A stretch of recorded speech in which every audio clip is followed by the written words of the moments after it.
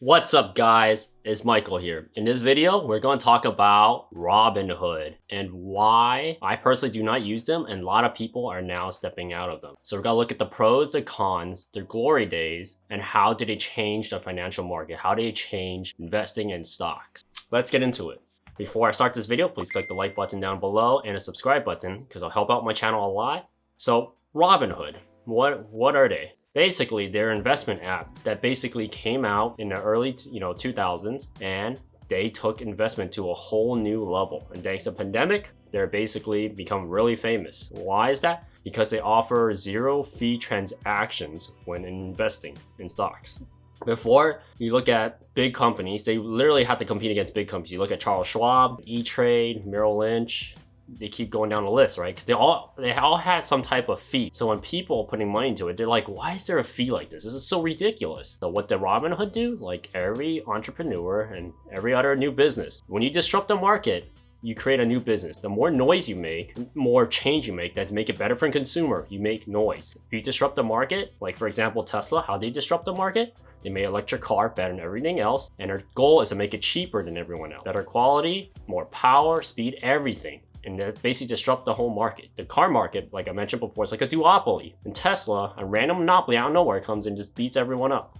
That's how you create disruption in the market. This is the same case with Robinhood. Robinhood, we're gonna look at their glory days first. So when they came in, the fees are basically close to non-existent with stock trading. And that compared to like Charles Schwab, who has been, there for almost a century, getting close to there. Compared to them, they basically gave them the middle finger. So like new investors see this as an opportunity because, as the older, time progresses, generations will change. So people like me, we see this and we're like, oh my God, that's an opportunity.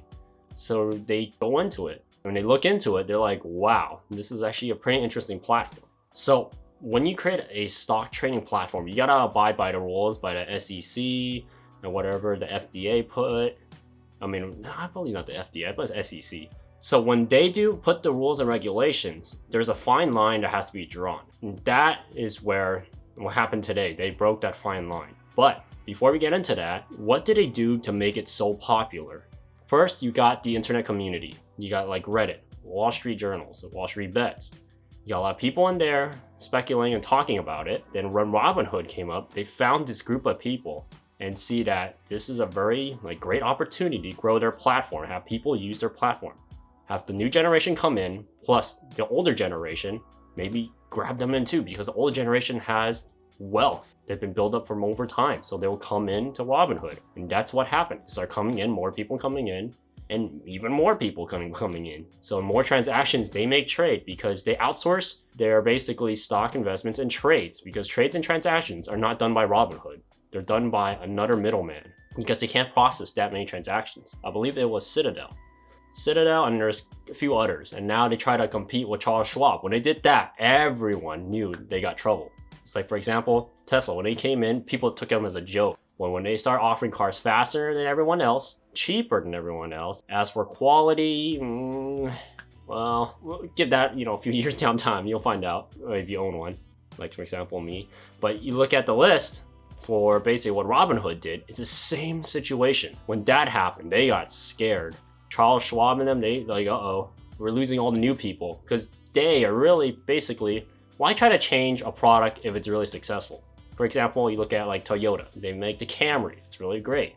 The Corolla still sells really well. Why make a change? But that's why they're pretty much stagnant. They're really conservative about it until someone comes in and gives them a push. When he gives them a push, they realize they gotta, continue to advance, and they try to progress as hard as possible. So what happened? All the other companies come in and challenge them, challenge Robinhood. And Robinhood was still leading the way until the pandemic. Around the pandemic and around that time, it's starting to go downhill. It hasn't completely gone downhill yet, but it's starting. And here is why I'm gonna say all the cons. What did they do wrong? How did Robinhood went from one of the top trading platforms where everyone talks about them, now everyone's giving them negative news media? So let's get into it. First, you gotta look at what happened. So when you're in a stock trading platform, you gotta have a lot of securities, like backdoors, no flaws. Because when you have a flaw or someone hacks into the websites or investment accounts, you are in big trouble. Like the whole entire company's gonna be in big trouble because you're handling a lot of people's money. And when people lose their money and they can't get it back, they're gonna be angry. Personally, I will be angry too. And what happened is you got a guy who doesn't know anything about investment, comes into their platform and found a back door and just made it on the news. And a lot of other YouTubers besides me made a video about it, started trading. He wasn't losing his own money. He was losing their company's money, Robinhood's money. They're trading options trade. Because stock investments have like multiple categories. There's options, there's actual investment where you put money in, you look into a company, and the way to implement it, how easy it is to get into specific platforms. Because Charles Schwab, for example, because my parents have investments with them, there is way more different from Robinhood. Because Robinhood, it's very easy. You just go in, answer a few questions, you're in. You can do options trading. And Charles Schwab, they'll have to interview to make it really difficult. And for example, it's for your own safety. And a lot of people, let's face it, they don't take care of themselves. They don't care.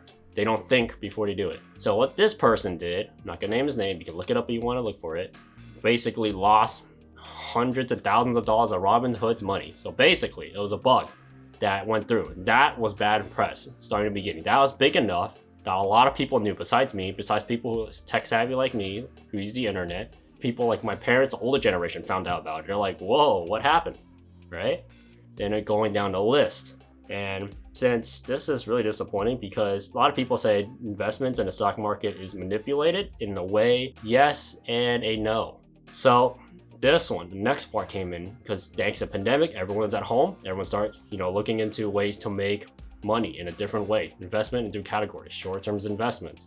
And have your subreddit, Wall Street Journal, people posting it. What's the best stock to come in next, right? That's whatever they do. And whatever they do is to help them generate wealth. That's how they do it.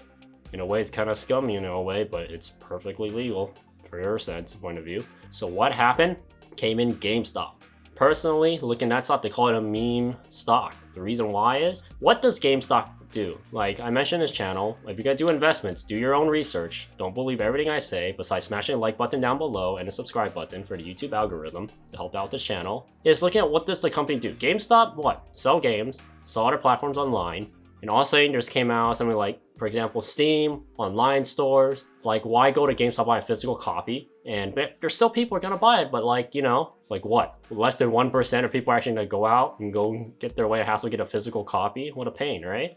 When you download digitally. So that's case, they're pretty much, GameStop's like the next blockbuster. And everyone's trying to basically, all the hedge funds trying to short sell it, and all the people doing the meme stock trading are trying to boost the price and trying to make them lose money. The interesting part is, for some reason right now, they're still hovering at $300 per share, around give or take, which is insane. I don't know how they pull that off, but they're still pulling it off, making hedge funds lose a lot of money. You can make a dent in their wallet, but they're a multi-billion-dollar corporation.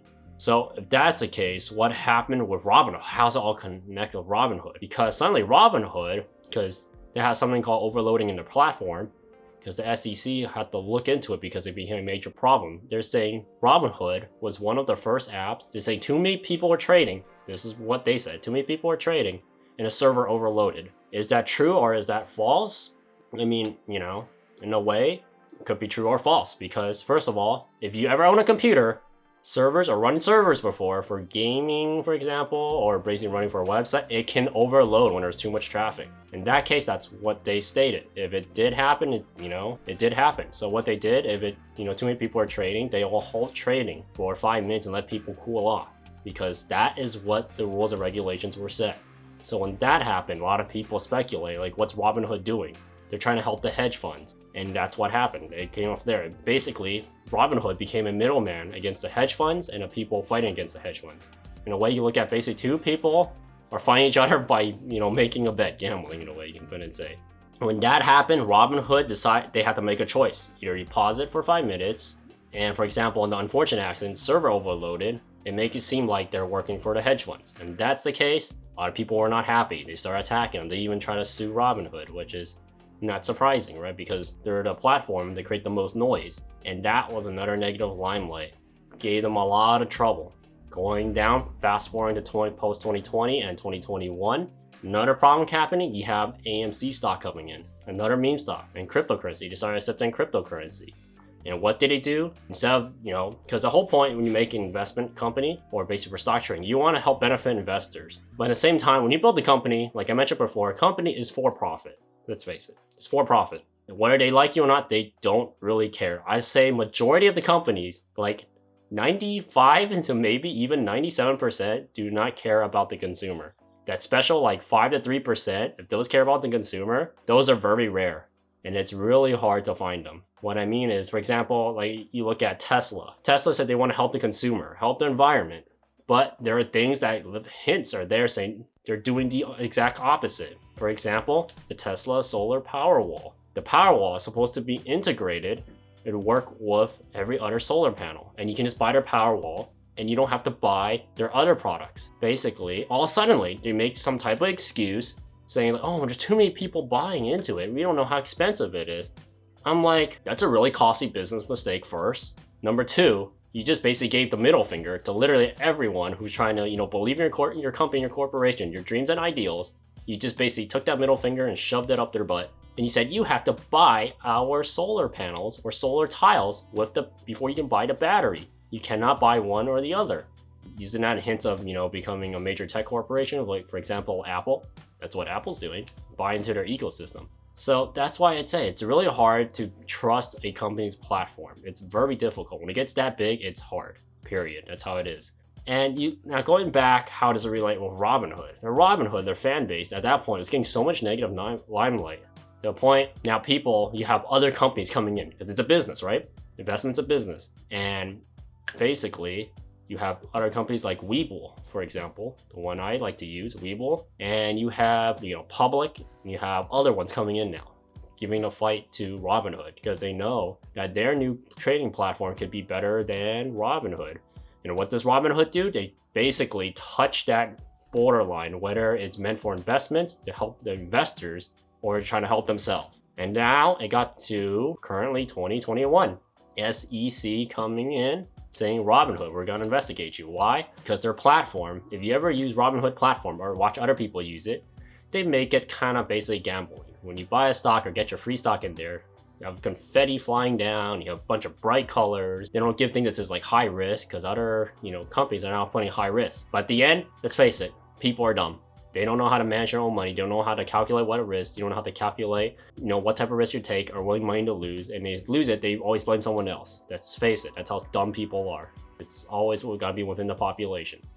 So in Robinhood's case, since they're kind of making like a party style casino, SEC's coming in and now gonna investigate them. And that is where it is today.